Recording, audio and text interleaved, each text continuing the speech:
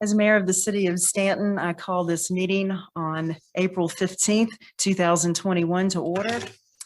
I'd like to remind everyone while not only in the chambers, but City Hall, if you can wear your mask, practice social distancing, and we have hand sanitizer at the entrance of the chambers, as well as hand sanitizing wipes next to the podium, if you desire to use either one.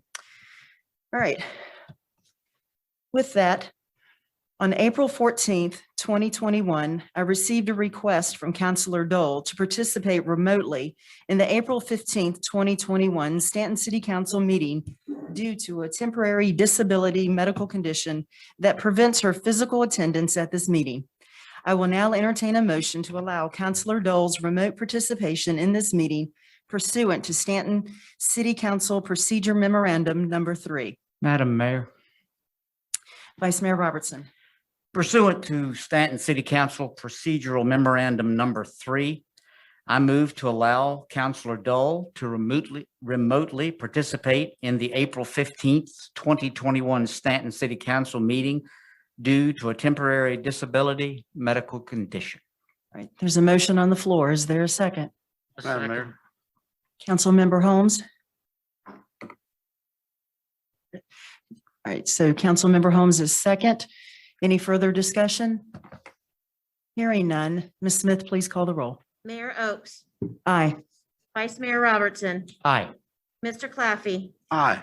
Miss Darby. Aye. Mr. Holmes, Aye. Miss Mead. Aye. Motion carries. Thank you. If the council approves this motion, which we have, I will now ask Councilor Dole to please state the remote location from which she is participating. 1003 East Beverly Street. Councilmember Dole, can you advise us of the address in which you are participating in the meeting through Zoom? Is she? Can you hear me? Off mute now. Councilmember Dole, can you advise us of the address of where you're participating through the Zoom meeting?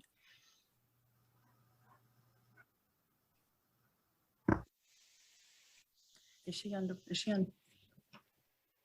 No. Councilmember Dole, can you hear me?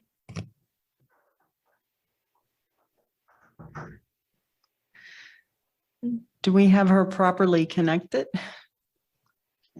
Can you hear me now? Councilmember Dole?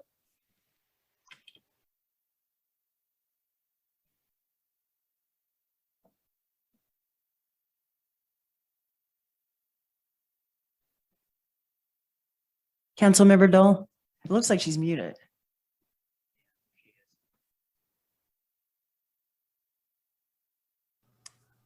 There she is. Can you hear me now? Councilmember Dole? Stand by for technical difficulties.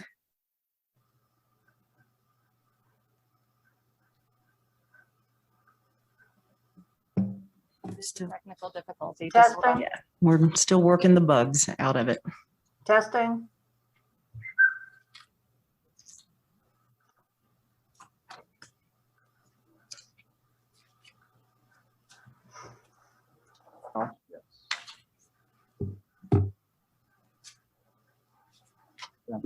Yeah.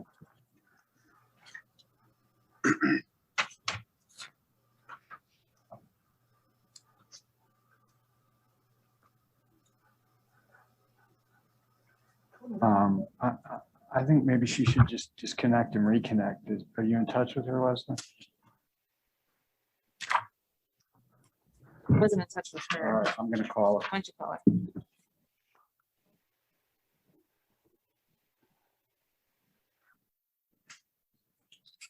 Yeah, she's done, she got that herself. Kurt must be on the phone with her.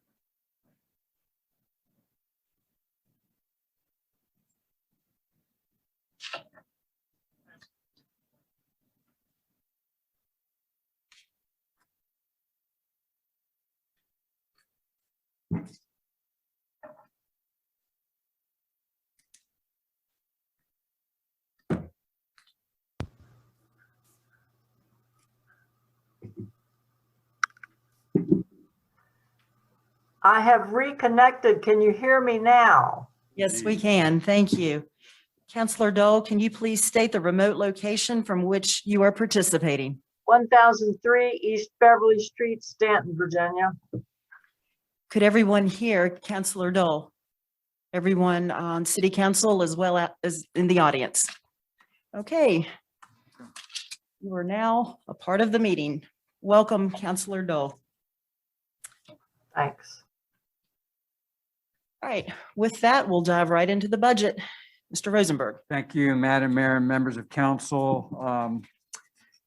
We're a week away from your scheduled budget consideration, which is on Thursday, April 22nd.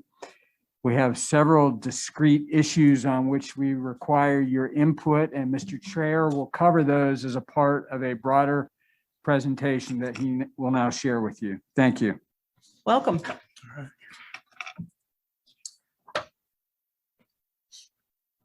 All right. Madam Mayor, members of council, it's a pleasure to be here this evening. Tonight, we are here for a final review of our FY 2022 proposed budget. The FY 2022 budget has proven to be nearly as difficult as the FY 21 has been. With 1 week to go before adoption, we will be looking to have 3 decision points addressed before the end of the evening. 1, final contribution to the schools. Currently, there is a $443,000 funding gap between the school request and the amount of the city transfer. Staff does have a way to address this by meeting the schools halfway with the current tax rate of 93 cents. On a side note, we will be working with the schools to consider a formalized revenue sharing process prior to the 23 budget season. 2, we are looking for direction as to where you would like the FY 2022 budget tax rate to be. Again, each tax point equals $215,000. And finally, staff would like to have direction on how we should proceed with the recycling program. Slide 3. The FY 2022 budget is a continuation of a perfect storm the city has had to endure since March 2020. Throughout this period, the city has tried to take fiscal conservative approach, and in the process have had to make some difficult and unpopular decisions. All decisions were made after consideration of the entire city budgetary landscape, both city and schools. All were made with the overall best interest in the city in mind. The FY 2022 budget does drain the city's unassigned fund balance, but with an eye on the American Recovery Act, we may be in a position to offset the use of those funds in FY 22. Slide 4. Like slide 3, slide 4 should also look familiar as we presented these points at our last work session, but feel like these points are worth repeating. In this budget, we are trying to find the balance between the right tax structure to sustain current services for the long term while allowing the city to grow out of its current economic downturn. Expenses listed in this presentation are not going away. In fact, in the case of the jail, they are most likely to continue to grow significantly. When considering the FY 22 tax rate, we need to keep in mind the current trend of the jail. Also, at our January 28, 2021 meeting, Jeff Newton proposed a jail expansion, which approved, is scheduled to increase our annual cost by nearly $1.7 million. $1.7 million of additional expense in just 2 years if the project and path remained unchanged. This is on top of what we're currently paying. The increase in mandated expenditures from the jails has put pressure on all city departments as well as the city schools. And I think we've all felt that pressure in recent weeks. Staunton city schools are faced with a situation where the children had the rug pulled out from them at the end of their school year in FY 2020. As we know, children have had to work through 100% remote learning in the first half of 2021 and a hybrid plan in the second half of 21. Recovery from a student knowledge basis will take multiple years. On slide 5, we review a summary expense of our proposed FY 2022 combined budget, which totals $131.3 million as compared to FY 2020's adopted budget of $119.9 million and 21's revised budget of $114.3 million for positive variances of $11.4 and $17.1 million respectively. General fund expenses equal $61.9 million or $5.6 million over 21 and $2.7 million over 2020. High-level details of the FY 2020 to FY 2022 variance will be shown again in the next two slides. Includes the Middle River Regional Jail, $975,000.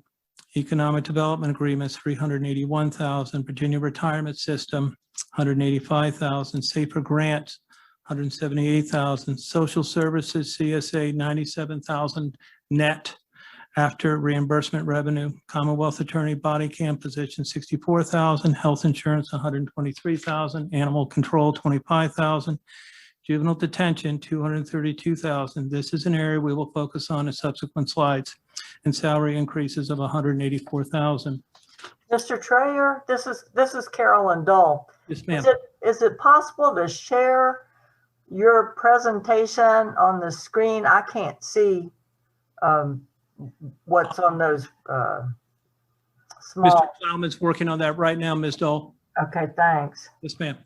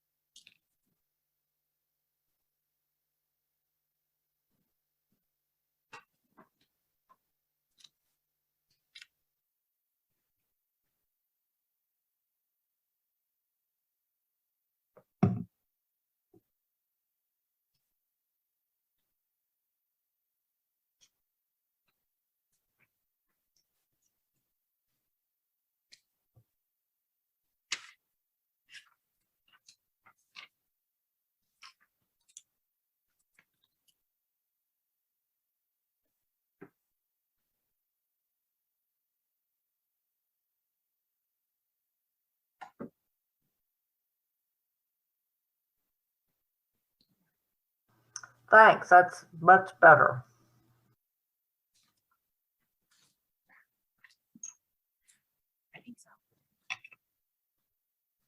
Ms. Dole, are you able to see the image now? Yes, that's much better. Well, I can see in the closed captioning that she's acknowledged that she can see it, but we, of course, did not hear that audibly. So I don't know if she's still having, or she's now having another issue with her audio feed, but it does seem that she acknowledged that she's able to see it. My audio feed is working on my end. I've tested it, so I don't know what the problem is. We can hear it now. Thank you. And you can see the presentation, Ms. Dole? Yes, that's much better. Thanks. Okay, thank you. Okay, debt service of 5.7 million has a variance of 839,000. These expenses do track with the amortization schedules. Blue Ridge Court Services of 172,000. This is 100% grant and fee funded. CIP transfer of $140,000.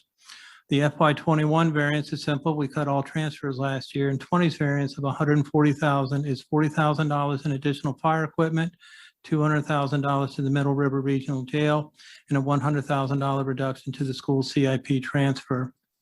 Proprietary funds.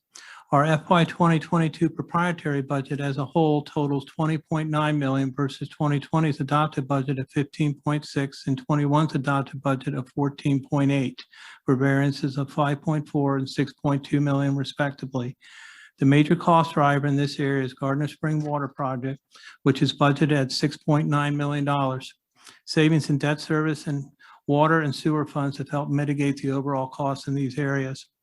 Also, like the general fund, a salary increase of 2% with an effective date of January 1st, 2022 has been incorporated into the proprietary fund budgets. Education fund is proposed to be 40.5 million versus 2020's 38.3 and 21's 37.2 for variances of 2.2 and 3.3 respectively. Schools budget includes a 5% increase for all staff and an additional 2% for operations staff, including bus drivers, maintenance, and cafeteria, effective July 1st, 2021. 19 new positions have been added. Presently, the schools do have a $443,000 funding gap built into the budget, which is a result of the city's reduced funding due to economic conditions the city is facing.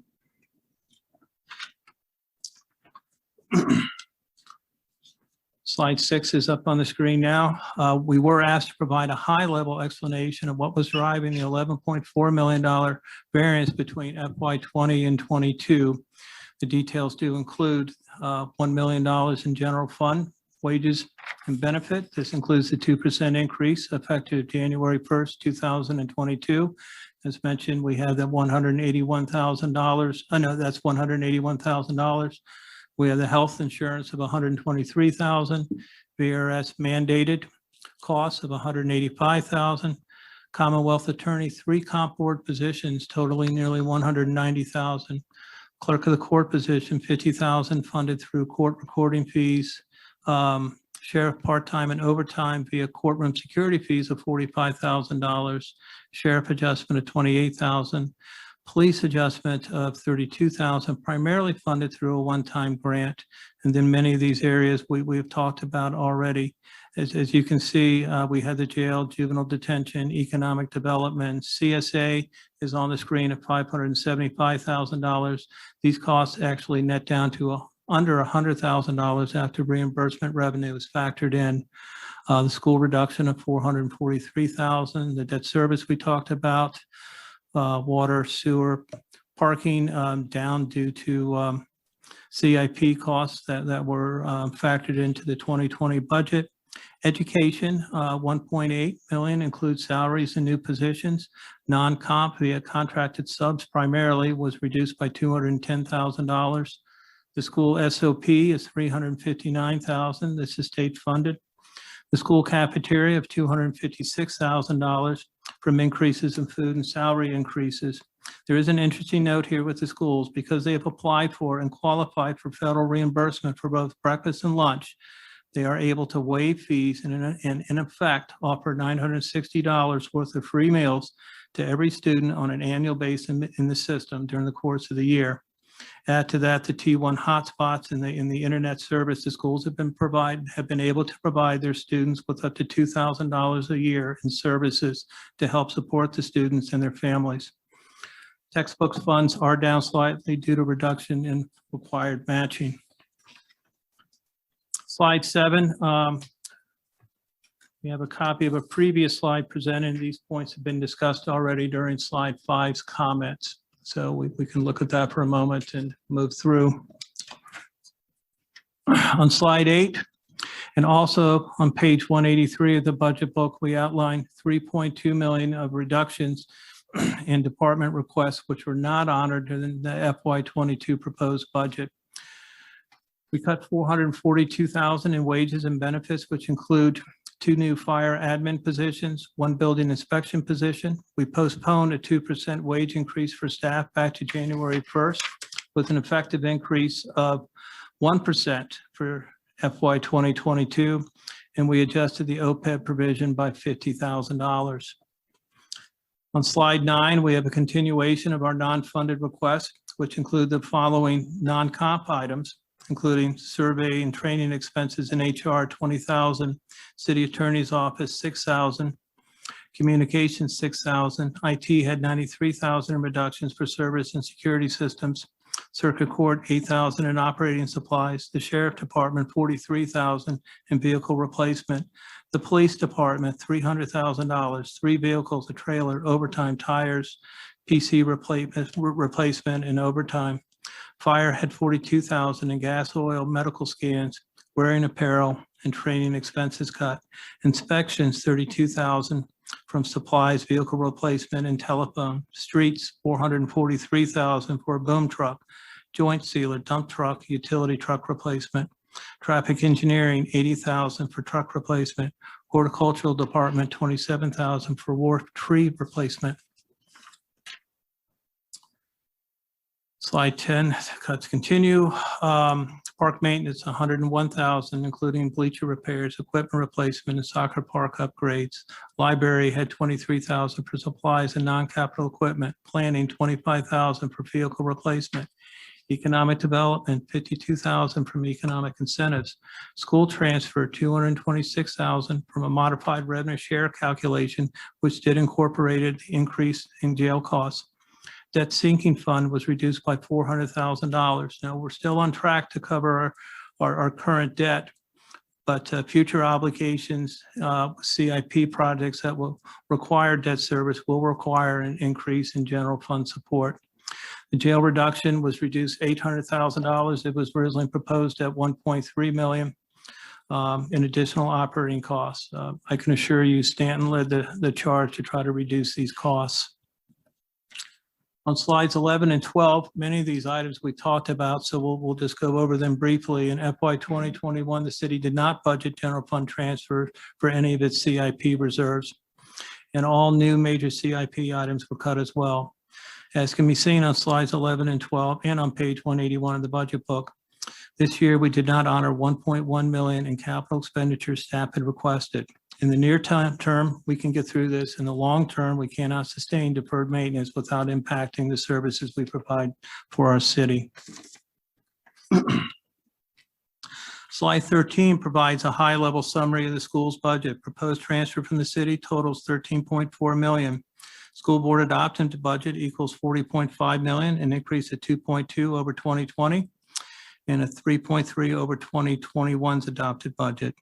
The city's contribution in the proposed budget of 13.4 is 443,000 less than what the schools included in their adopted budget.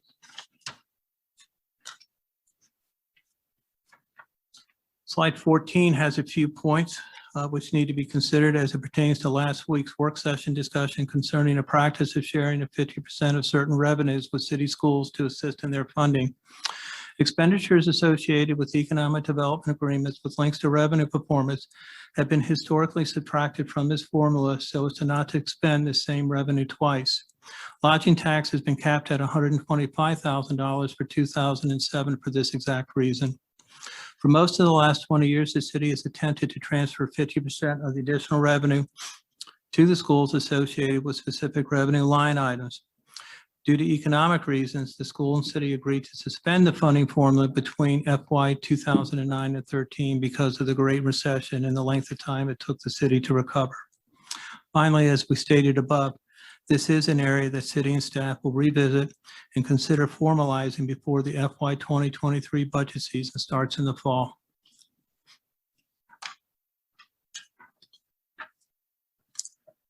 On slide 15, we felt that before we looked at possible areas to create capacity for an additional 1, 2, or 3 cent in tax reduction, it's important to get a sense of how the current budget is set up to address our 2022 needs.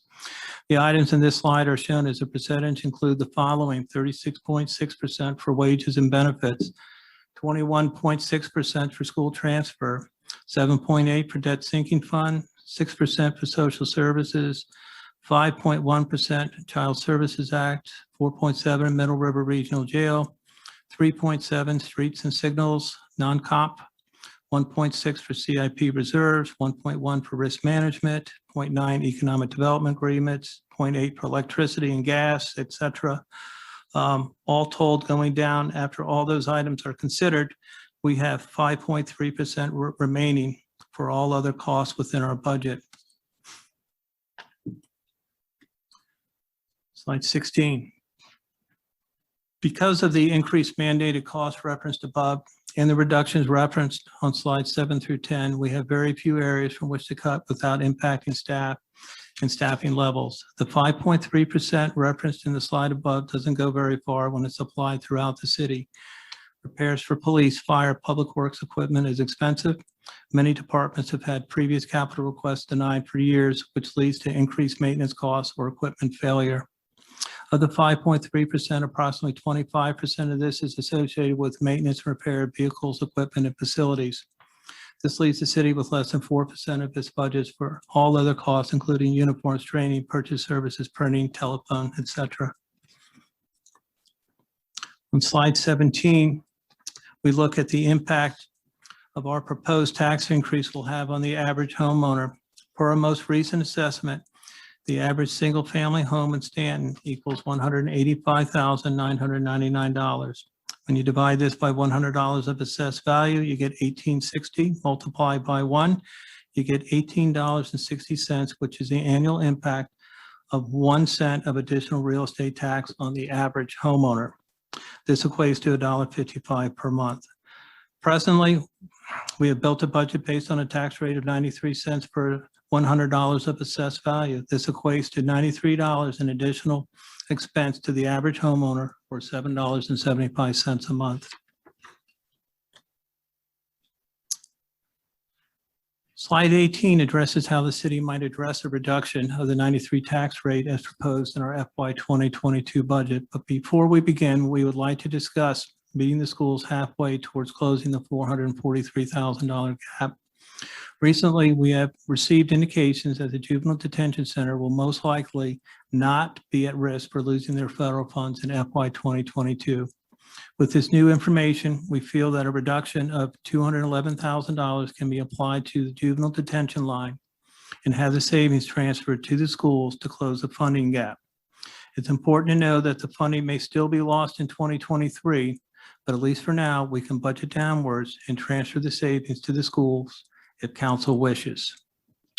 I can state that Dr. Smith is satisfied with this arrangement. We would actually be transferring $220,000, and Dr. Smith and his budget director, Brad Wegner, has indicated that this is acceptable and they can move forward on their end. As previously presented, each penny of real estate tax equals $215,000 in additional revenue. Revenue reductions of 1 cent equals $215, 2 cent, $430, 3 cent, $446. Proposed reductions will be structured in a way to limit, to the greatest extent possible, the impact of staff and staffing levels.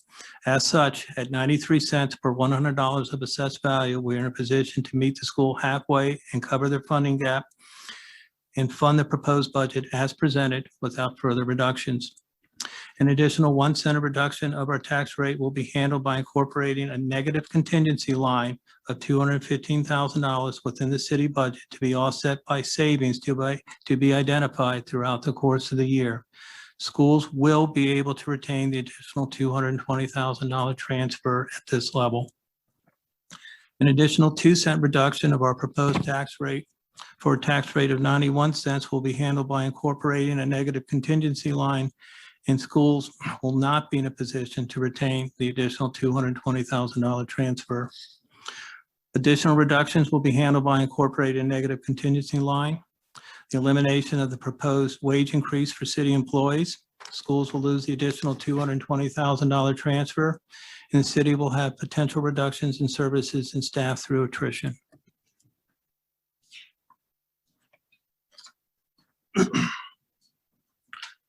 On slide 19, we discuss the financial aspects of recycling. During the FY 2022 budget process, staff provided a plan to move forward and modify the city's recycling efforts by discontinuing current curbside pickup of recycling, which excludes plastics, to a centralized collection of recycling to include plastics. Staff has reported the centralized collection of recycling will allow for greater compliance of allowable recycling material, which will ultimately mean a higher percentage, including plastics, that will be recycled instead of being transported to the landfill. It also has the economic benefit for citizens by minimizing the magnitude of future rate increases. Recycling financial considerations. The environmental fund expenditures are impacted in 3 ways. First, by the local operating costs of collecting and transporting the refuge and recycling material. The second is the operational costs of the landfill itself, and Staunton shares 20.4%. Finally, capital expenditures for both city and the landfill. Operating costs are relatively stable and predictable. Capital costs will vary widely, with project and equipment costs are often in 6 to 7 digit range. For the recycling program, savings of $141,000 to FY 22's budget request of $282,000 was achieved by reducing recycling staff and repurposing the positions into refuge collections. Current open positions will allow for a seamless transition. 2 positions were reduced as well as part-time labor and overtime wages. On slide 20, we review the benefits from a financial perspective of centralized recycling. Refuge rates for FY 2022 will remain flat and are projected to increase by 5% in both FY 23 and 24. 5% rate increase equates to approximately $129,000 in revenue. Under the FY 2020 plan presented to council, rate increases were scheduled to increase 25% over the next 2 years.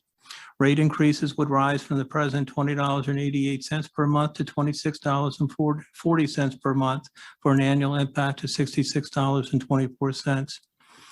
Current proposals hold the rates flat in 22 and raises rates by 5% in 23 and 24 for a combined increase of 10%. Monthly rate increases would go from $20.88 to $23.01 in 2024. Rates are currently scheduled in a way to absorb the fluctuating costs associated with capital improvement needs. And the annual savings derived by wage and related will have a cumulative impact on the environmental fund balance, will help us to avoid fluctuations in the rates while allowing for rate savings for the citizens of Staunton. And with that, I will pause. Jeff Johnson will take over from here, but I'll be happy to field any questions that you may have at this time. Are there any questions by council members for Mr. Traer? This is Carolyn Dole. Yes, ma'am. First, I'd like to say I'm sure you're sick of this budget. But and also, if I could take the opportunity to just tell the citizens that I'm not able to reply to your emails at this time, but I am trying to read them all. So my question is, what happens if you don't pay a mandated expense, as in jail operating specifically? We do have a legally binding agreement, which council entered into.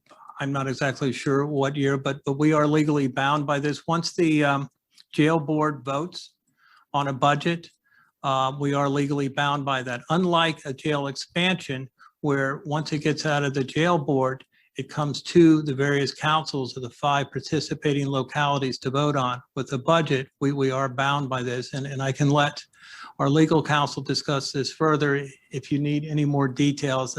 But that's, we are bound by it. Well, I think it's important because I've heard from more than one person saying, just cut out that increase to the jail and give it to the schools. Right. And it may not be quite that simple. And I thought an explanation might be helpful. If Mr. Blair wants to add anything to that, like what bad thing will happen to us if we didn't? We'll end up at Middle River. Not quite, but good evening, Mayor Oaks and City Council. Councilor Dole, just to give you a brief answer to your question, the first question you'd asked, or I guess Mr. Traer had posed, was what date. This was in 2015, was when the agreement was agreed to by the 5 jurisdictions. As to not paying the obligation, the board sets the jail board sets a budget, and then each jurisdiction is required to fund that operating budget.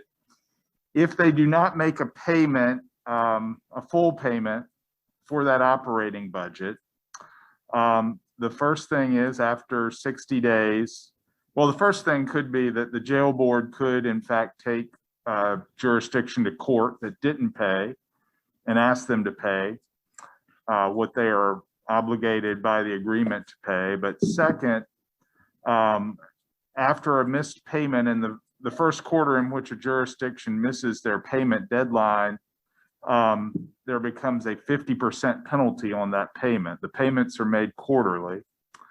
And additionally, if a full payment is not made on that quarterly payment, after 60 days, the jail has the authority per the agreement to no longer take any prisoners or jail inmates from the jurisdiction that's failed to make that payment. So there are consequences to not making the payment.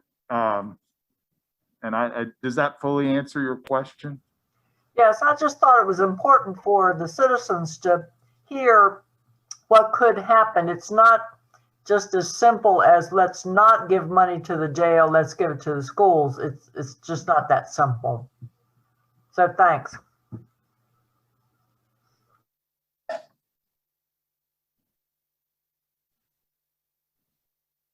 Are there, Councilmember Mead? Mr. Traer, the increased operating expenses that you've cited going forward for the jail. You mentioned that if we stay on the current trajectory and path.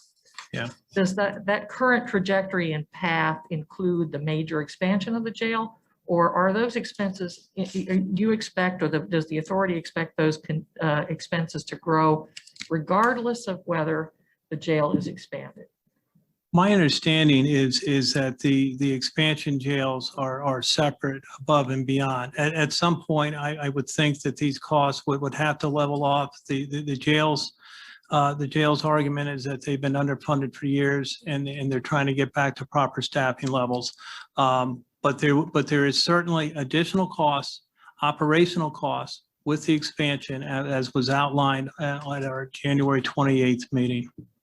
And a follow-up question or just a comment. I attended a legislative update this week from the legislators from this area and understood from their comments that they've recently met with Secretary Moran and that he has made the Middle River Jail one of his top 3 priorities for moving prisoners that need to be in the Department of Corrections.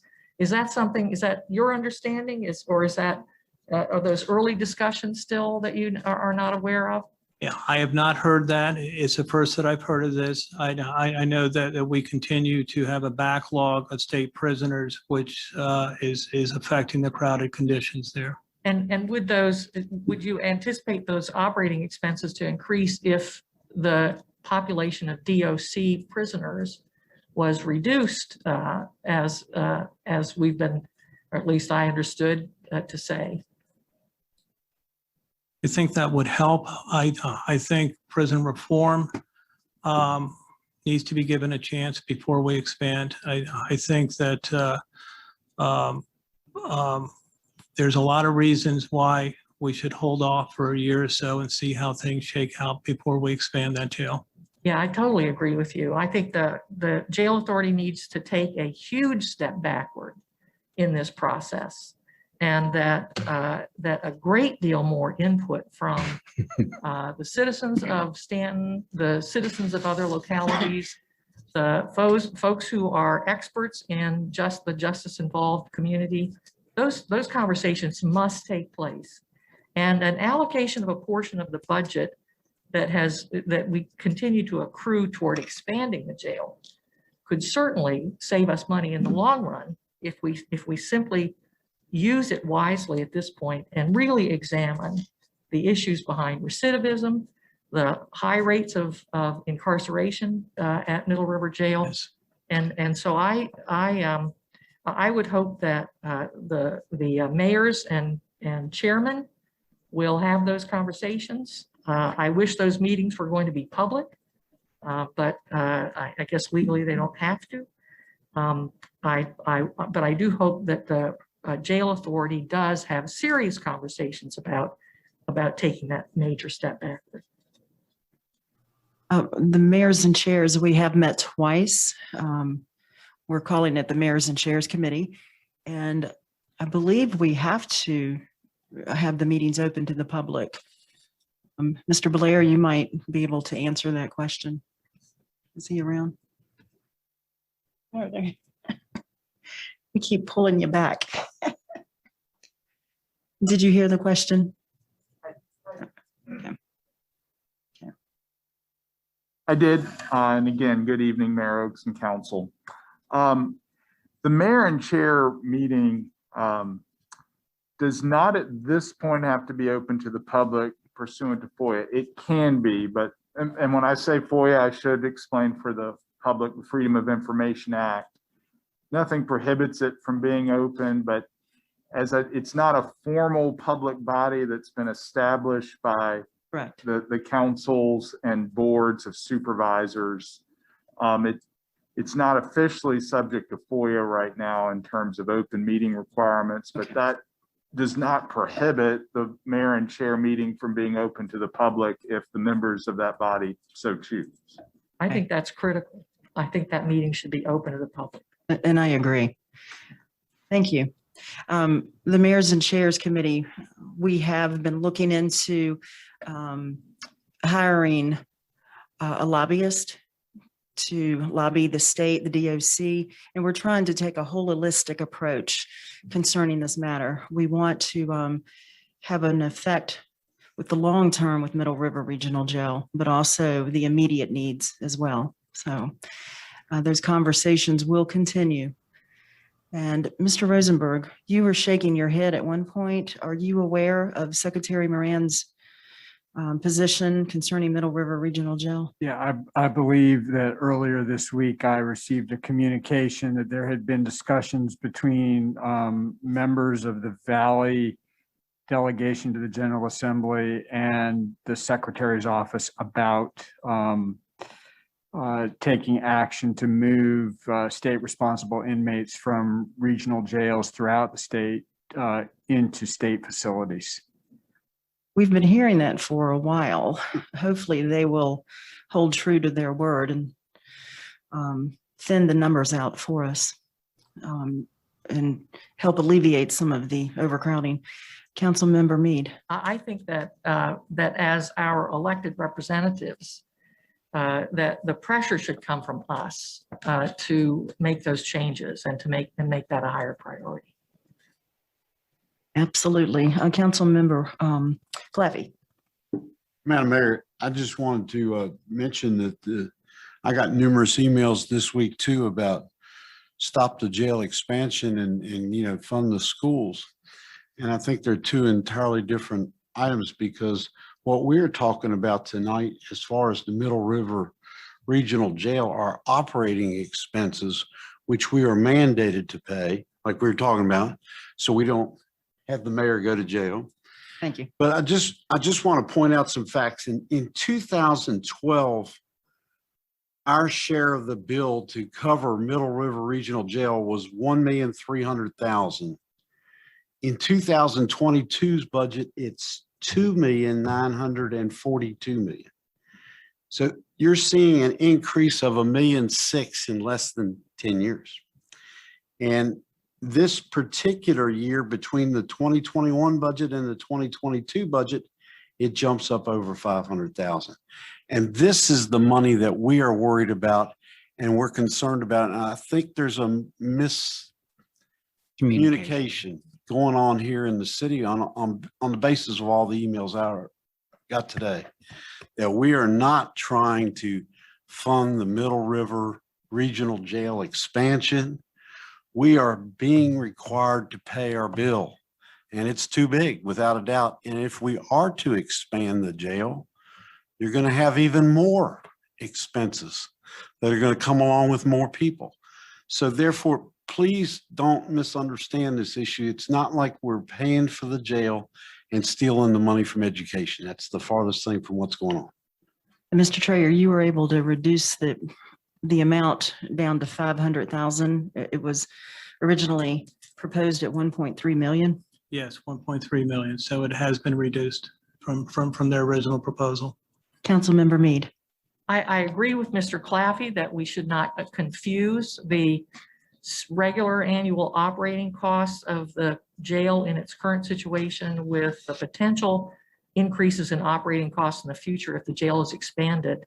I do, however, believe that a focus on programs in the community to reduce recidivism and to reduce the rate of incarceration, to provide mental health care, to address alcohol and drug abuse or substance abuse issues.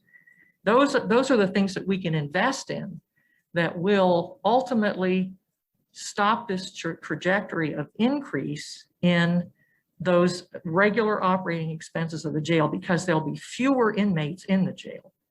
So an investment in that sort of thing is what we ultimately need to be focused on, in addition to focusing on the plan for expanding the jail. So there is that base level of operating expenses. We need to address that. We need to address that trajectory of growth in operating expenses. And the way to do that is to offer programs in the community to reduce recidivism, to reduce incarceration rates, to assist with alcohol and drug substance abuse, and mental health issues in the community. And that's where we should be investing our money for the long run. This is Councilman- Carolyn Dole. Councilwoman Dole. Mr. Trayer, is there any chance that the jail authority would reconsider the budget that they've passed? Because to me, it's almost like the same situation as the jail expansion, that, they want to vote to add a whole lot of beds without looking at anything else first. And so I wonder, with the operating budget, are they just making the assumption we're going to have X number of inmates in there, and so they need X number of staff to be best practices or whatever, and that's what we're paying, that's what the majority of the money is for? Is there any chance that they could hold off on doing that? Because if the state takes their inmates out, is the need for, then we have staff that we don't need. Are we going to lay them all off then? Or, it seems like they could hold on a little bit and see what happens, because there's going to be changes coming. Yes, there is going to be changes, but at this point, the jail's position is that they're currently understaffed, and a reduction of prisoners will not affect their current staffing levels. I think in this budget, they budgeted for 10 vacant security guard positions. They've also put forth $1 million in bed rental expense. That's 50 prisoners for the entire year. Perhaps that's an area which could be reduced, that may not be needed, but I'm not optimistic that the jail is going to elect to do that. They have the budget, and my feeling is that they're going to use it. Councilmember Holmes. Bill, Yes, sir. if you go back 10 years ago, I thought we were leasing out a lot of beds and was making actually money on it. And now that since we've got all these state prisoners, which we pay, the state pays $12 a person, whereas when we were renting them out, we were getting much more than that. And then the joining of Rockingham and Harrisonburg has really filled up the beds too. So I'm just wondering if there's, that would be why the increase in the operating cost has gone so far up. Yeah, the Rockingham and Harrisonburg joining the coalition, if you will, certainly helped put pressure on the jail capacity, filled it up immediately. Plus, I don't have numbers going back beyond 2016. I know the 2016 budget incorporated $600,000 worth of bed rental revenue from outside localities. And if I had a $600,000 problem, I wouldn't be screaming. I might be yawning, but it's not a $600,000 problem, and it's growing exponentially. So I'm not sure if that addresses your question, but yes, with the 2 additional localities, put extreme pressure on that building. And as of 2016, there's only about $600,000, as I recall, of bed rental revenue coming in. Councilmember Darby. Mr. Trayer, Yes, ma'am. I was just going to ask you to speak about where we are in the process with the jail authority, so folks understand clearly what's next and how that works. The jail authority is scheduled again to meet on June 2nd. Is that correct, Mr. Rosenberg? Yeah, I think it would be helpful, Councilmember Darby, to have clarification about your question. When you're asking about the process, are you talking about the operating costs that are in this proposed city budget, or are you talking about the jail expansion? Actually, since you said that, both, I'd like to hear both. As far as the operating costs, I think we're set in stone for 2022. About the jail expansion, I believe that they're going to consider it again, possibly on June 2nd. It's been delayed for 2 meetings in a row. I'm not sure if it won't be delayed a third time. Great. Are there any other questions? This is Carolyn Dole. Councilmember Dole. Mr. Trayer, with the federal money that's coming, and I forget the name of this bill, something, American Recovery. whatever it is, this version, the school system is getting or has gotten like 6 point something million.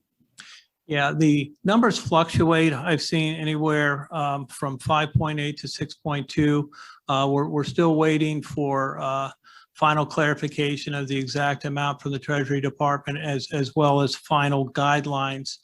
As you recall, with our initial CARES Act, the guidelines were not consistent. They were conflicting and they were changing every few months. And in fact, we learned after working through the entire year of having a June 30th, 2020 deadline to spend the funds, we learned within 96 hours of that deadline that we had another year. It was totally inconsistent and the goal line kept moving. So we're hoping to have some clarification here shortly.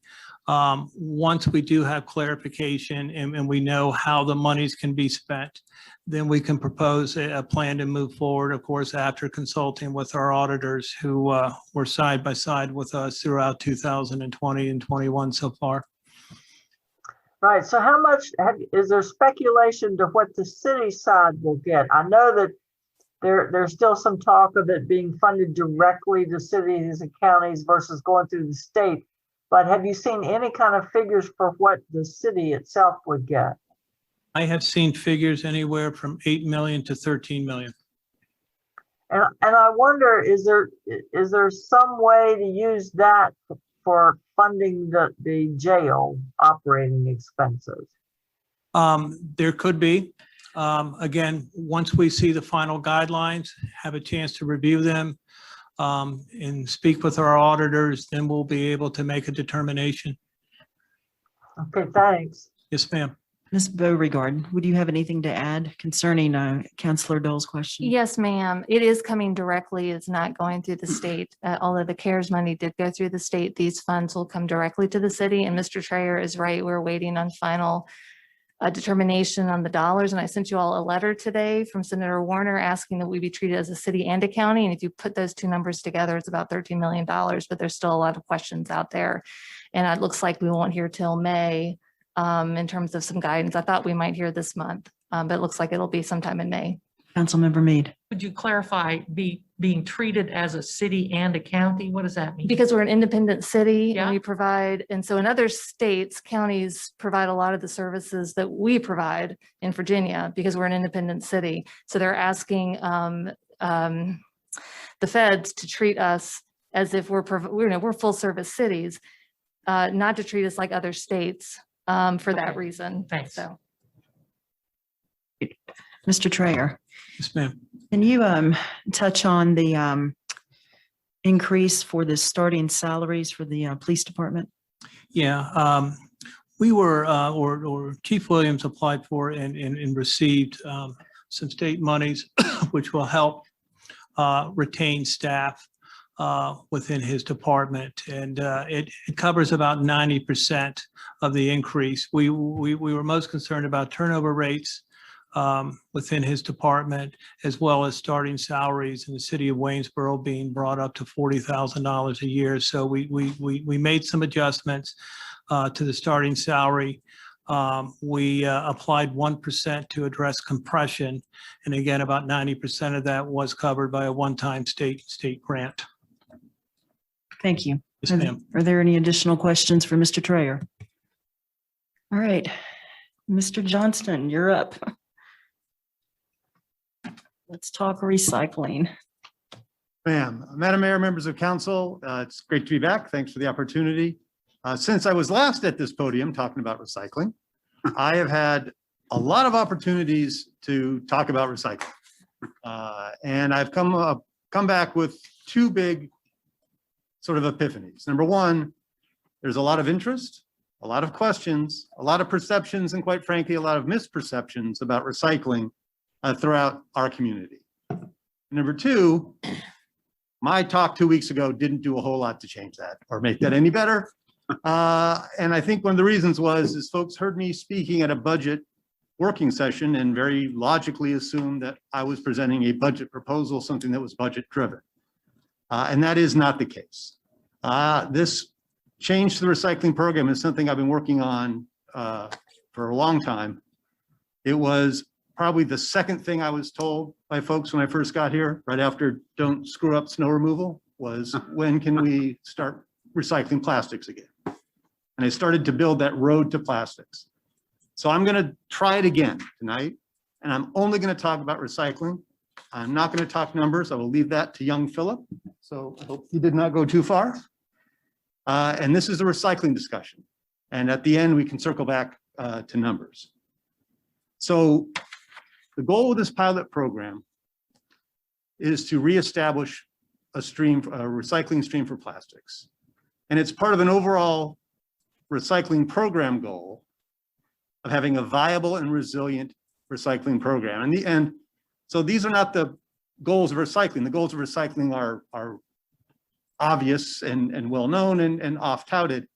These are the goals I would like to see in a Staunton recycling program, and that it is viable and that it is providing the recycling service that our citizens have repeatedly been asking for, but it is always resilient. As we mentioned a couple weeks ago, it is a very toxic landscape for recycling right now. We need a resilient program that can survive these issues, and when it is a better time to recycle, we'll have a recycling program to do it. So I wanted to, in order to be viable, I wanted full spectrum recycling, and not just recycling, but diversion. I wanted to put as little into the landfill as possible, or give people the opportunity to put as little into the landfill as possible. So plastics is a big part of that. It's not the only part of that, right? There are other things, there's composting and other diversionary things that we still need to get into.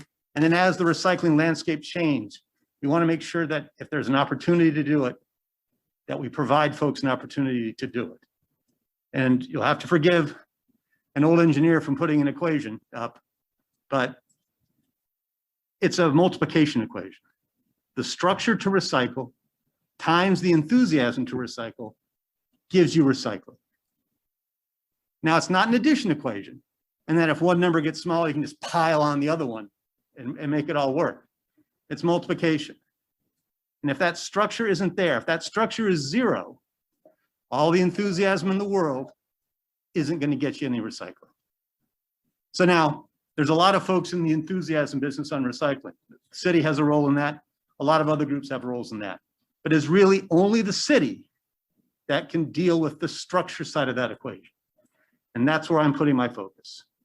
I want that structure number to come off of zero for plastics and other items when possible. Now, I'll be the first to admit that coming off that, getting away from curbside is going to put a dent in that enthusiasm, right? And our quantities will go down, no doubt.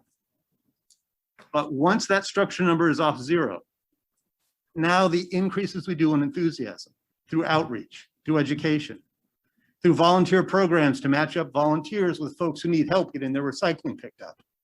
All those enthusiasm issues are now turning into recycling, right?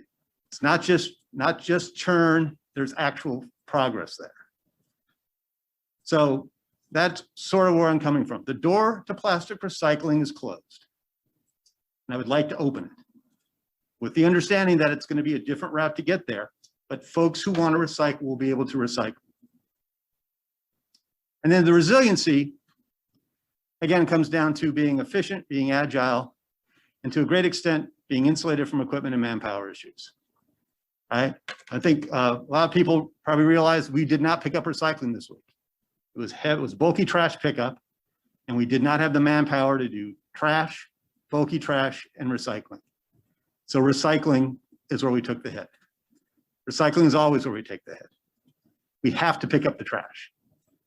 So by bringing recycling to a center location and insulating it from our labor issues, from our equipment issues, it becomes more resilient. It's more agile when we can change what we accept and what we don't accept very, very quickly without having to inform everybody in town, but just let our attendants know so that they can handle what's coming in and what's going. So a lot of people I talked to this week were upset that I was backing away from recycling, that the city was stepping away from recycling. But I would like to think that this is not a retreat, this is a reset.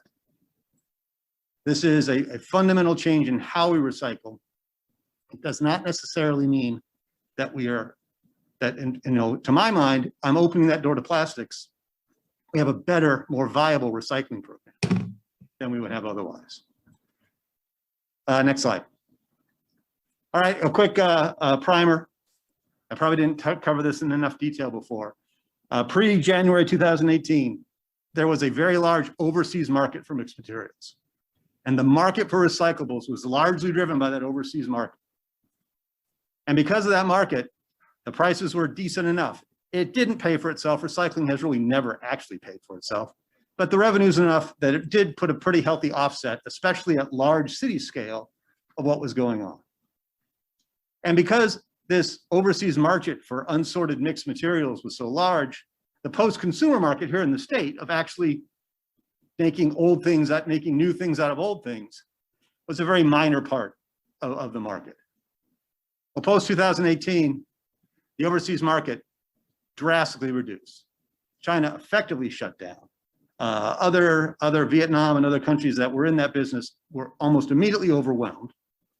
And that glut of available material drove the revenue costs down to almost nothing.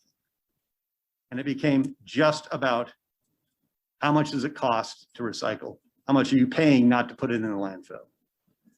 And because of that, now that post-consumer market becomes a much larger part of the market. So now it's fluctuating more with oil prices in a way that it really never did before and becomes much more volatile. Now, it took about 15, 16 months for those ripples to make their way all the way here to us in Staunton, because it was in April of 2019 that we lost our ability to recycle mixed materials. But again, that was, those were ripples that from a stone that had been cast years earlier and finally had made it to us. But the market didn't go away. There is still a market for recyclables, but it is much, much different. And we're not. We're still recycling just as we were pre-2018. That's why, again, this is a reset. This is us adapting to changes that have been in the works for a while. And it doesn't appear like they're going to change anytime soon. Next slide, please. So, get back into plastics. It's all about having high quality, homogeneous materials. And there's two ways to get it. And we have local examples of both. We can do a tended collection, very similar to what Harrisonburg is doing, which folks bring stuff down to an attended collection where a public works employee helps them sort what needs to go where, lets them know what can and cannot be recycled, becomes a place for education, becomes a place, but we can generate the highest quality material stream. In talking with the folks in the recycling business, they will acknowledge that a attended voluntary turn-in system produces the highest quality materials, because these are people who want to do it. These are people who are motivated to do it and under the watchful eye of someone who knows what they're talking about. It is cost efficient. It is very agile, but let's be very clear. It is less convenient. And it does create a lower overall volume of collection. But collection is not necessarily recycling. Because if we go to the other side of the slide, we have post-collection sorting, which is what Charlottesville is doing. Now, it is absolutely convenient. Take it to the curb, someone else deals with it. And it generates a very high volume. But it is expensive. And it is lower quality. Because folks poking at stuff on a conveyor belt is not going to provide that same level of care and quality as motivated volunteers. And there are significant contamination issues. A standard recovery facility runs 30–35% contamination. So when I say low quality, it's not just that it becomes a more difficult to market. It's about stuff that's being collected still ending up at the landfill because of that contamination. And it is expensive. Now, I've spent a lot of time on the phone with my friends in Charlottesville this last couple of weeks trying to sort out exactly how expensive is. And it's difficult to sort that out because they are carrying recycling in their general fund. And to use their word, it is largely subsidized. That, you know, their program is being propped up with other funds. But I do know that looking at their contracts, they are, for curbside alone, just picking it up from the curb and dropping it off at a sorting facility. And they really have no visibility what happens once they drop it off at the sorting facility. Runs them over $500,000 a year.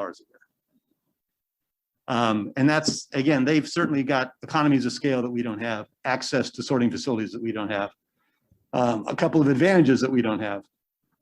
But it is very, very expensive. But that's it. Those really the two avenues to get to plastics for sorting. And we really only have access to one of those right now, and that's attended collection. Next slide. All right, get ready, Phil. These are numbers. I'm out on thin ice here. And again, these are Phil's numbers. To stay curbside in FY22 would be a 15% increase this year, 10% next year, and $282,000 of expenditures. A central turn-in, we can go with 141,000 and no fee increase this year. And a smaller fee increase next year. I assume Phil's nodding behind me. That calculator. Yes, he's scaring me with that calculator. One of the things that I was asked many times this week was, why can't we do both? Why can't we pick up some things at the curb and plastics that has that high quality demand we'll do at a central turn-in? And the answer is we can. So, but that's adding option 1 and option 2 together to get option 3, which would be $423,000. And I don't think Phil has calculated what the fee increase would be to cover that. And then the other question I got was more than once is, why can't we be like Charlottesville? Why can't we do what Charlottesville's doing? And the answer is, we could try, but as I tried to piece together those costs, I kind of ran out of juice at about $565,000 because I really can't find a sorting facility that is going to accept our stuff anywhere near here or have them quote us a price. But certainly $565,000 based on what I've got from Charlottesville would be the starting price. It would only go up from there as we fleshed it out. Again, a very expensive proposition for us. And that, again, that increases collection. And yes, it would probably increase recycling, but it's not a 1-for-1. Increasing collection does not mean a commensurate increase in recycling necessarily, because there's that quality element in it as well. As I said a couple weeks ago, it's tough to recycle right now. I know that I think Dr. Smith used the word headwinds. I jotted that down because that is an apt description of what's happening in recycling as well. Significant headwinds. And a lot of municipalities, especially municipalities our size, are just throwing in the towel. It's just too expensive. I don't want that to be us. I want a viable program. I want a resilient program. This is a service that certainly citizens have made it clear to me that they want to see continued and expanded. And it's a service I would love to provide. And as part owners of a landfill, strategically, long-term, we got a lot of skin in this game as well. All right, like I said, the numbers themselves, empirically, relatively small, but it still helps. Every little bit helps. So hopefully I've cleared up some misperceptions. And if not, please, I'll happily answer any questions. Madam Right. Mayor. Vice Mayor Robertson. Jeff, actually, a couple questions. I just want to make sure that I understand it, but that the citizens understand that this proposal in no way affects weekly trash collection, curbside collection, correct? No, this is recycling. Okay, now, in the recycling, let's say we have attended collection. People are bringing in their pails of glass, their high quality plastic, whatever. And the attendees say, nope, this is not going to be here. This is not going to take. are we going to have something, okay, they've got to take it back, or we're going to have just a general, No, maybe a we'll have- general we'll have dumpster a- they- We'll have a dumpster Okay, where they can okay. place it. where they can dump the Where they trash? can It dump- where doesn't they can- actually, No, no, Okay. so we're certainly not going to send anybody back Gotcha, with any okay. materials they brought down. all right, But because it's tended, it won't turn into sort of the all-purpose dumping ground that the Right. old unattended center at Gypsy Hill ended up becoming. So I don't see a lot of folks going to all the trouble of packing up the car and going down to Gypsy Hill just so someone can tell them that they got to put it in a dumpster. So I think, again, in talking with my counterparts up in Harrisonburg, they said the learning curve was very quick. Once folks realized that pizza boxes can't be recycled, they stopped bringing you pizza boxes. Because it's a voluntary system and these are folks who are motivated and they want to know and they want to help. Councilmember Holmes. Jeff, was the curbside, the status quo, did that include a new truck? Nope, that is, So that's that's almost all above- labor. That's almost all labor. Yeah, because the truck that we have now is Problematic, last legs. problematic. And How much would a new truck cost us? I know that, I think it's about 130, 140,000. Don't quote me on that. I don't have that figure in front. 180, Oh, wow. says Phil. But that would be a separate, that would live on a separate line from the actual operational costs. But it in would the still be budget. there. I mean, it would be something we'd have to budget. Right. Mhm. And again, this is a pilot program, so I'm not looking to get rid of any trucks. We just park them and have them available should we need to go back. Councilmember Mead.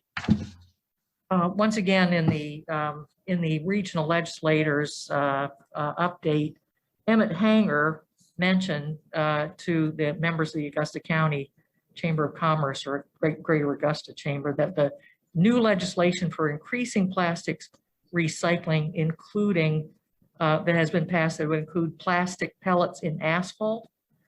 The company, he sent a presentation out to after his comments to those who are listening on a company called MacRebur, M-A-C capital R-E-B-U-R. They're called a plastic road company. And he felt that this demand for plastics is likely to be turned around with the focus on infrastructure, road building across the country. And that he was optimistic that that would present more options and create a more economic, a better economic situation for plastics recycling. Yeah, So I would hope that you make a compelling presentation. Darn it. When you say it's a reset and not a retreat, and that we will be flexible, that we will be responsive to the market, I hope we will go back to a time when curbside recycling, real curbside recycling, that is cost effective or at least break even would be an option for our citizens, because what we're depending on with the attended collection centers is we're shifting the job of recycling to citizens, and we're depending on volunteers. And I know we've got wonderful folks in Staunton and many people would be willing to do this, but we're depending on those folks to go to the people who can't take their recycling down to Gypsy Hill Park. So, I mean, you're right. We're going to see a reduction in the material that we collect. And so, I mean, I think, immediately we're going to see, the economics are not as good simply because we don't have the volume. So I hope that this market that Emmett Hanker seemed to be very optimistic about will appear and help us through this. I was was listening into a webinar that the American Public Works Association put on today on the topic of recycling. And they talked about a number of emerging technological innovations that were going to expand the domestic post-consumer market for plastics. So I think that is very true, that's coming around. And you can see it in the price. The price of plastics is going up, and it's not just tied to oil prices. It's tied to emerging markets. But I will tell you that number 2 plastics, I believe, is going for $100 a ton right now. It takes a lot of bottles to make a ton. It's a commodity. It's bought and sold by brokers. And as that market goes up, I would love for us to be in a position to take it. And I agree that I think when recycling becomes a part of a more sustainable economy, curbside may once again, and if materials recovery facilities start popping up on every street corner, and that market turns around, I want us to have a program that can capitalize on that. And ultimately, you talked about reduce, reuse, and recycle.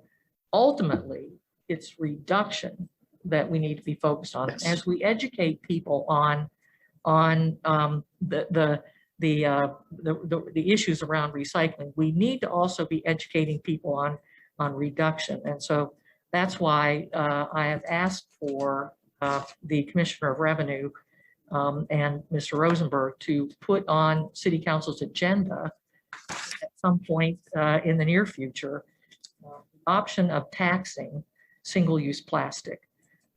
Not as a punitive way to generate, strictly generate revenue, but to increase awareness that if you go to the grocery store, you don't need to have, 60 plastic bags when you come out. You're plastic and more plastic, that there are alternatives to that. So I do hope that's part of the process too. It is, and I would like to pair that with the ability to recycle those bags, so that we can kind of get at that problem from both the supply and the demand end.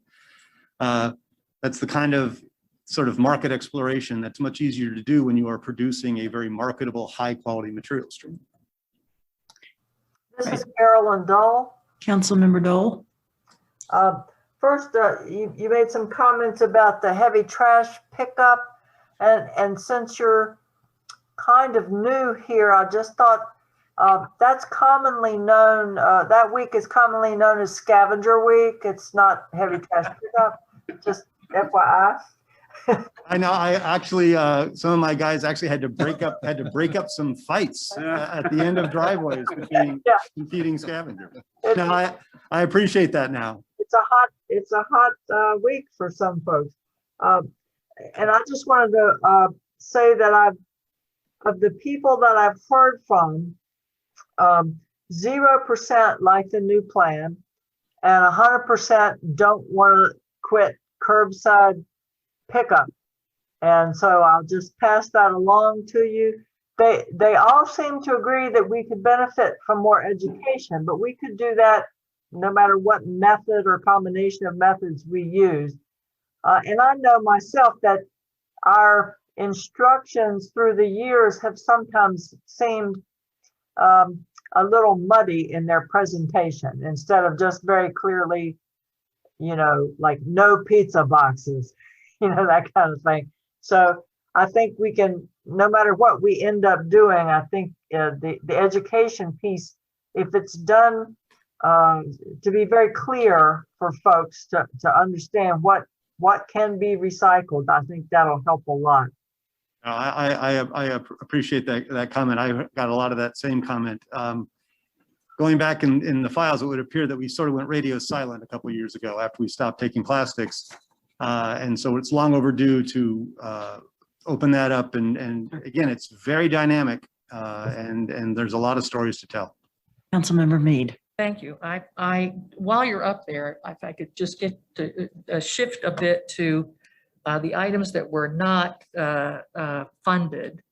The requests that were funded included from your department $135,000 new dump truck /plow/spreader. Yes. How much of that is a snow plow? Oh, it's a 5-ton dump truck. When you put a plow on the front, it's a 5-ton snow plow. And when you put a salt spreader in the bed, it's a 5-ton snow plow salt spreader. So it can be whatever it needs to be. So during the summer, it's those trucks that were plowing snow back in December were hauling refrigerators this week. And I think think I may still have one salt spreader still mounted just in case road, bridges and overpasses get closed. So it gives us some flexibility. So that's to buy the truck, the Yep. plow, and the spreader. Sounds like a great arrangement, a very multi-purpose vehicle. Is that going to impact your ability to plow our roads, the failure of our ability to provide $135,000 for this vehicle? It won't prevent us from plowing roads, It'll impact- but it would certainly, every hour that a truck is in the maintenance bay, it's not out plowing roads. Now, we How old have is some your- redundancy, we have some flex on that. But no, it's not a crippling impact to snowplow, but deferring replacement of aging vehicles over time has a cumulative effect. And what's the oldest vehicle you have Oh, or the youngest vehicle? What's the age and range? I don't think we picked up a vehicle this year, so it would be 2 years old would be our youngest vehicle. I wouldn't dare to hazard a guess on our oldest one because we've got some real museum pieces up there. Thank you. All right, Mr. Johnston, let me ask you, I understand what's being driven as far as pushing, having the recycling site. It's to once again be able to recycle our plastics. But right now, today, as it stands, if I were to put out my recycling, which could be cardboard, glass, whatever, can you walk us through what happens? Say I put my recycling on right in front of my house. Right. The next morning, the recycling employees come and pick it up. Can you take us from there? Well, I think you've already taken maybe one step too far in that if the truck's running and we've got the staff, then the recycling folks are going to come pick it up.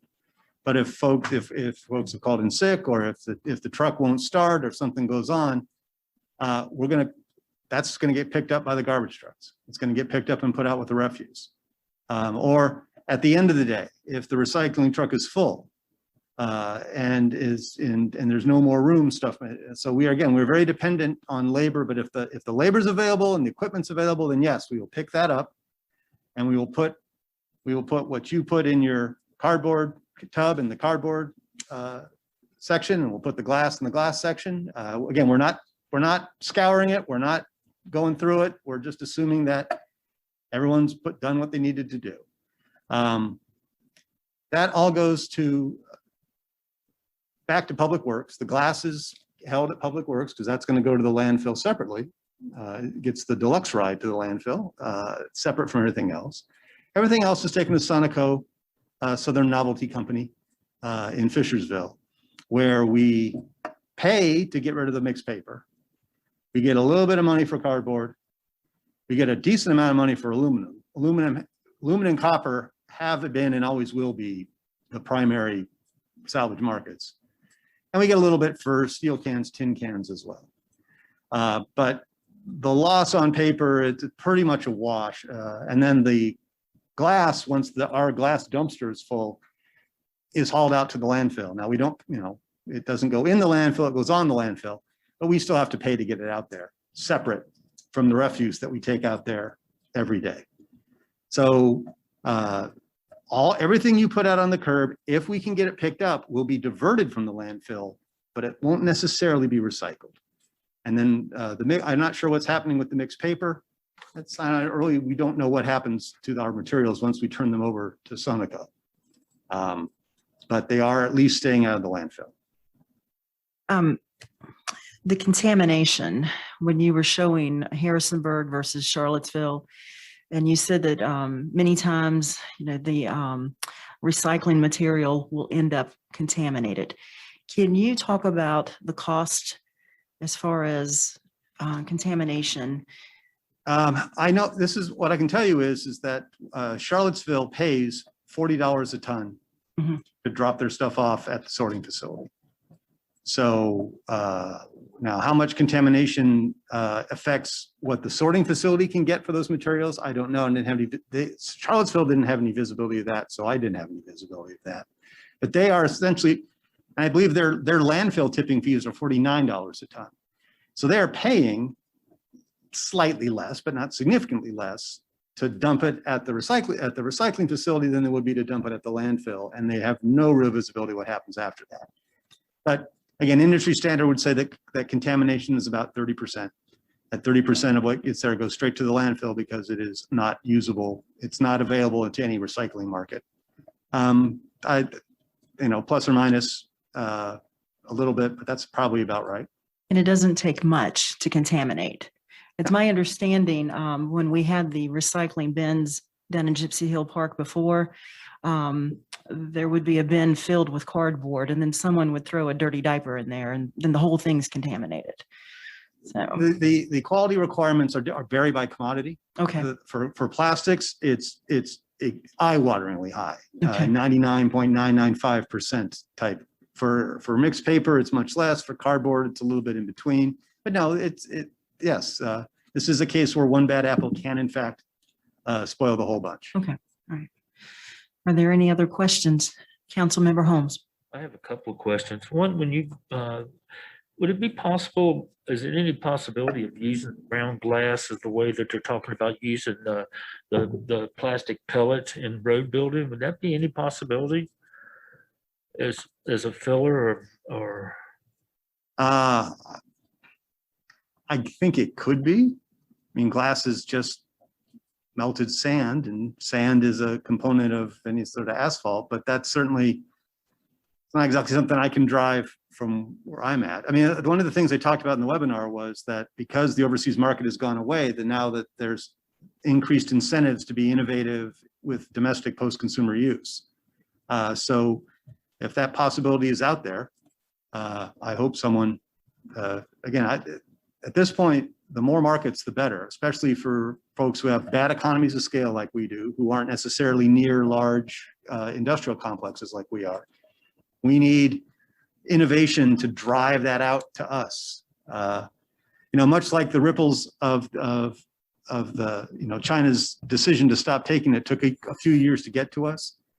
Similarly, innovations that turn it around may take some time to get to us as well. So we've got some time that we need to weather. We got to weather this storm, but things like that may be exactly what turn it around for us. And if we continue with recycling, it's going to be about $0.015 in tax revenue that we'll need to run or do the job of picking this stuff up, right? That's a Phil question, but remember, this is the environmental fund. This is an enterprise fund. So this is, this is financed by the fees in that area. So it's a little bit different than some of the other conversations. And also when you have people bringing the garbage to you or the recycling stuff to you, they're going to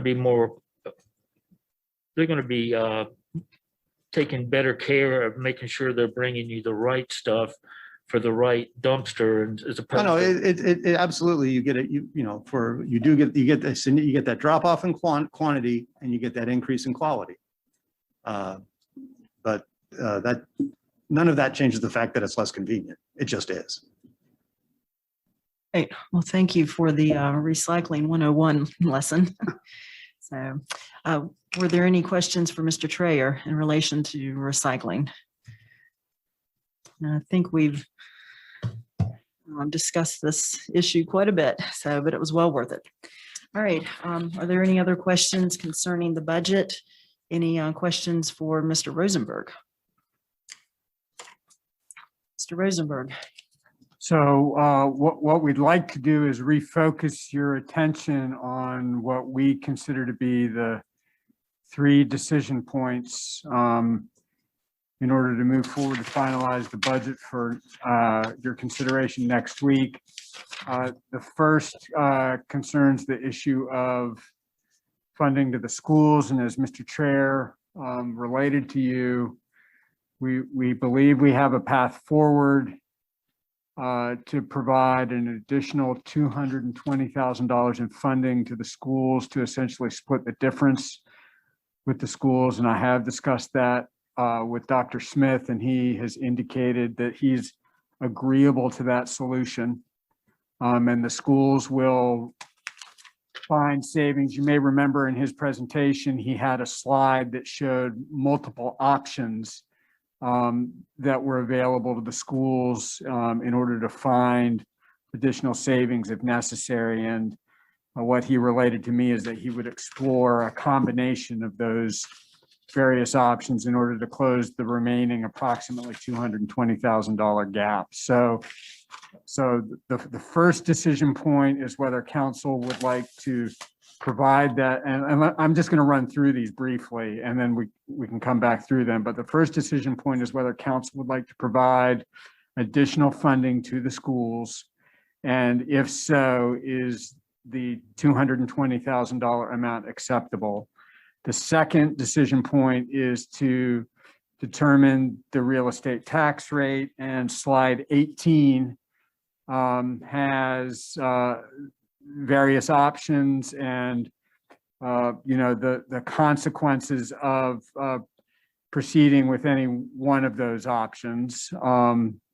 And we can explore that further if you would like. And then the final decision point from our perspective is whether we're in a position from council's perspective to move forward with the proposed changes to the recycling program. Vice Mayor Robertson. All right, I can tell you, I'll go in reverse. This counselor, I would like to see us at least try the trial program with the recycling. I think it's worth at least a try. We can always reevaluate later on. And as far as the first, I'm going to answer both, I reckon. If the city and the school board can come up with a halfway solution, I'm willing to give that a try. I think we can do that. But at the same time, I am not willing. I want to see our citizens get even more of a tax break. This is this counselor talking. So what I'm asking is that I would like to see a 92-cent tax break along with the halfway mark for the school board.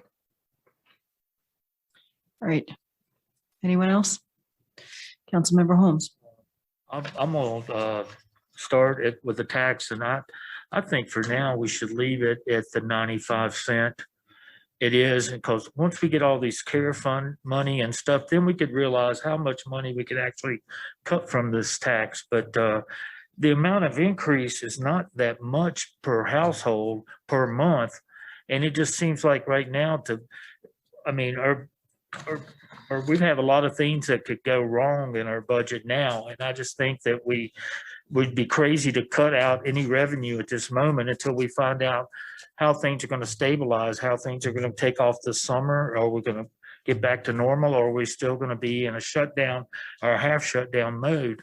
And so for now, I would think we should leave, because we can always change the tax later.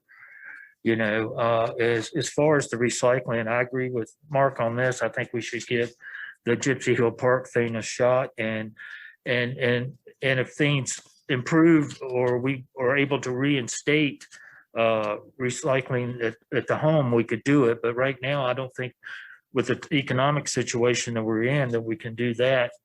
And I would like to do as much as possible to get together with the school system as far as the finances there. I really would like to see us come to an amicable agreement.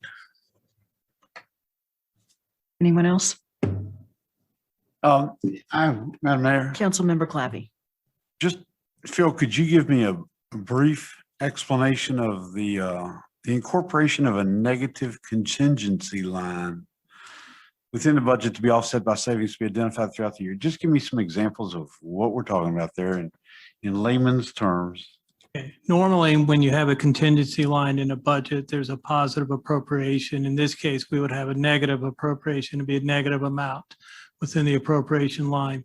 As savings occur during the course of the year, I would reduce that negative contingency and replace it with the savings. And ultimately, one way or the other, we will get that negative contingency line to zero by June 30th, 2022.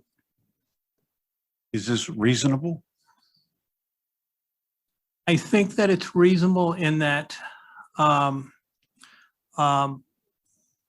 we can naturally find savings rather than pinpointing departments ahead of time.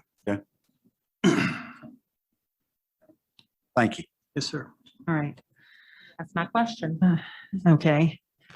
Are there any comments from any other council members or questions? So, Mr. Rosenberg, is it possible that the staff could come back with, I've heard 92 cents, I've heard 95 cents.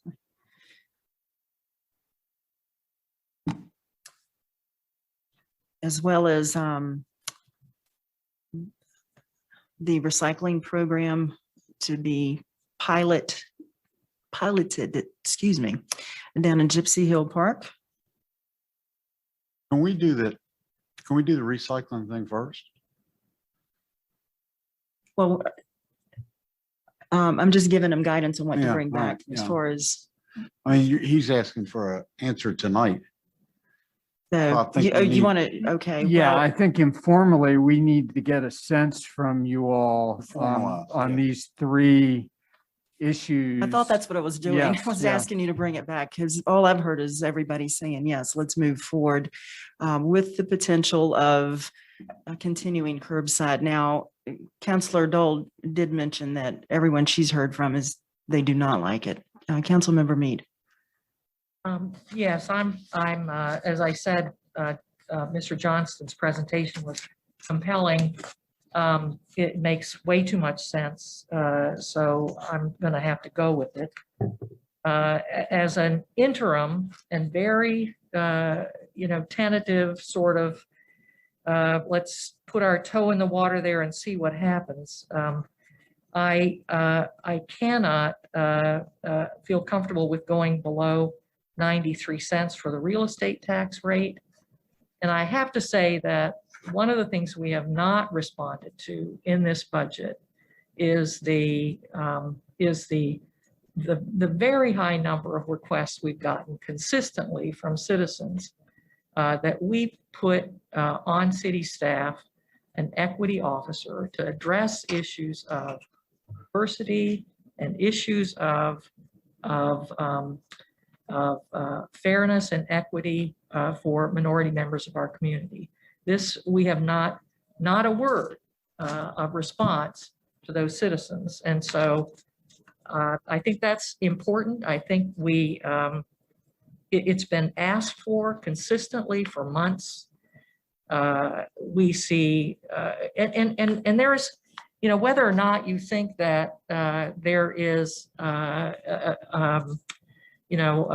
pervasive discrimination in this community at a national level, we are reaching a crisis in terms of the numbers of Black men who are being shot down.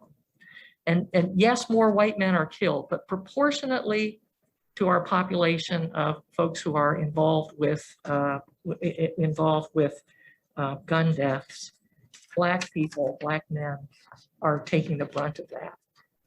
That unhappiness, that crisis on a national level, if we think we can avoid that in Staunton by just ignoring it and not addressing it and not responding to citizens who've asked over and over and over that we address those issues, then I think we'll regret it. There will come an event, a crisis in this community, and if we don't do something ahead of it, then I think that's going to be unfortunate for us. Mr. Rosenberg, can you comment concerning what we do have in the budget concerning equity? Sure. the city of And Staunton. let me address the issue more broadly, if I may, Madam Mayor. Certainly, it's the case that the position that Ms. Mead references is not included in the proposed budget. And as I proposed the budget, the position was not included. And I was, of course, aware of the requests of members of the community that we establish such a position. I want to assure council and the public that we made this decision carefully. It was after consideration by staff and after numerous conversations with individuals experienced in the field of diversity, equity, and inclusion. And those contacts that we had as we developed the budget and as we considered this issue included representatives of several organizations. The International City County Management Association, which is leading that organization's nationwide outreach concerning DEI efforts. Current and former representatives of the Government Alliance for Race and Equity, GARE, a representative of the Virginia Center for Inclusive Communities, and current equity officers with other localities in Virginia. And what we heard in our conversations across the board is that establishment of a DEI officer position is not the best first step for a locality serious about its work in this area. Rather, there's a need, we were told, to undertake foundational work in the subject area to ensure the success of subsequent efforts. And so that's the purpose of our first step, which is the training to be conducted by the Virginia Center for Inclusive Communities, which would be funded under the proposed budget. I do want to be clear that I anticipate that in a subsequent fiscal year, perhaps as soon as FY 2023, we will further consider the establishment of a position and propose such a position. Much as this work and these positions have become commonplace in the world of higher education, local governments across the country and in Virginia are now following this path. There are positions posted across the country every day for DEI officers. Localities are hiring DEI officers to focus on the manner in which their organizations function, both internally and externally. And I add that that goes well beyond the realm of human resources. This is not just a human resources issue. It's far broader than that. If you think of our organization as a pie, human resources is just a slice of that pie.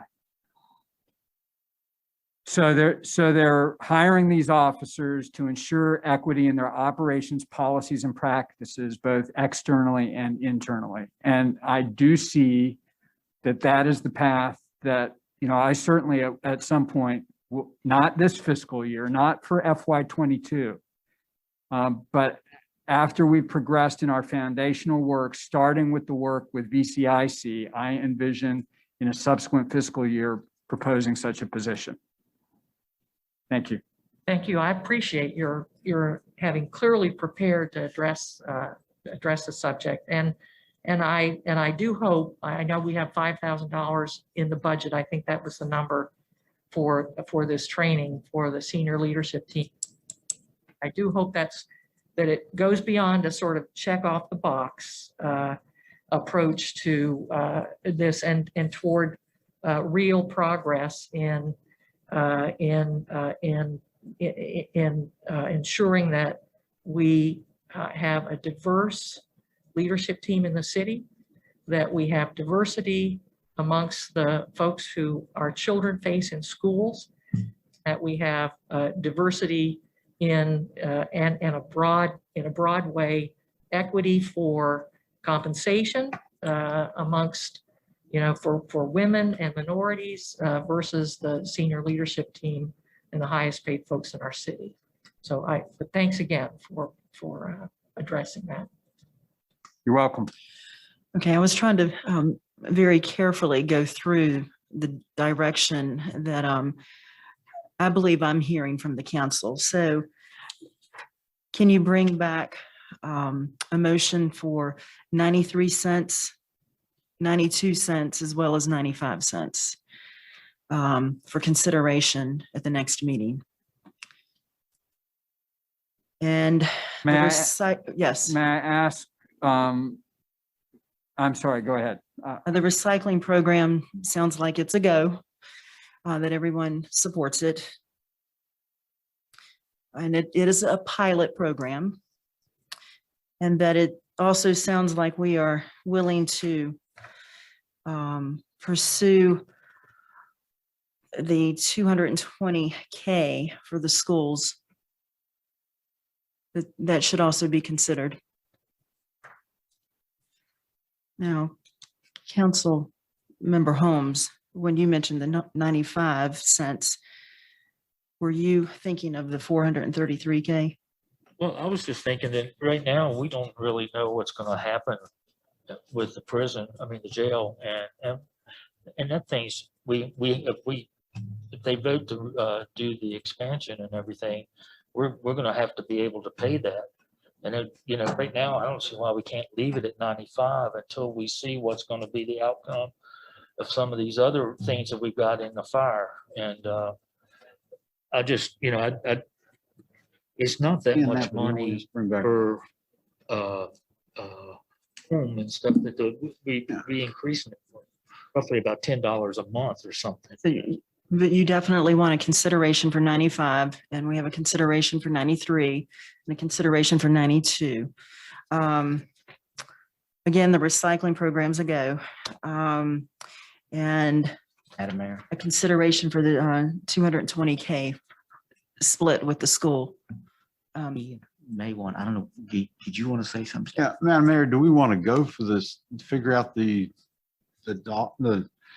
which one of these choices we want to do tonight between Oh, that's fine 92, with me. 93 and 95 so that they can present the finished I'm product okay and with we're that. done next I'm week? okay with that. We just, I wasn't sure if you guys were ready or not. So, I mean, granted, we will be voting on the budget at the next meeting. So I want it to be able to. You want it done We, tonight, we don't you? can do it either way. I've had a side conversation here with Mr. Traer. If we've narrowed the issue simply to the tax rate, you know, if we know that we have a green light on the recycling and we know that we're going to provide an additional 220,000 to the For schools. the education, right. Then, you know, we can have you all continue your discussions this evening and try to arrive at some consensus on the tax rate, or we can be ready with three multiple Do it options. tonight. Well, We're there. everybody's shaking their heads that they're ready. So I guess I can ask for a head nod for 95 cents. Carolyn's head. Can't see Carolyn's head. So Councilmember Holmes, you said 95. I said 95, but I will go with whichever one ends up being the highest, you know, because the more we lower it, that's a couple $100,000 we're cutting out of the budget. And we've been cutting money out of the budget now for a bunch of years. And it's just like that truck for the for Public Works. I think that thing has been in the bill ever since I've been on council, and they still haven't gotten it. So, I mean, you know, it's things like that are pretty aggravating when, you know, we're expected to keep the city running, but we keep cutting things out of departments. So they're just basically hand tied. Okay, what about 93? How about if you will raise your hand if you're in support of 93? Ms. Mead is not. All right, I see Councilmember Mead and Councilmember Holmes. Councilmember Dole? I'm not prepared to vote tonight, which is basically what you're doing. I'm Well, not it's just a prepared to head do that nod. tonight because we need to give the public the chance to, I guess, email us and let us know what they think.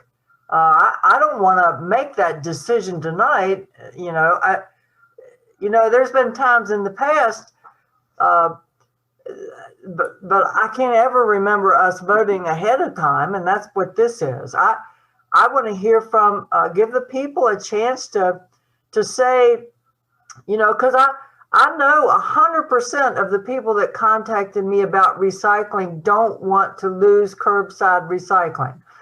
That's one of the quality of life issues for them.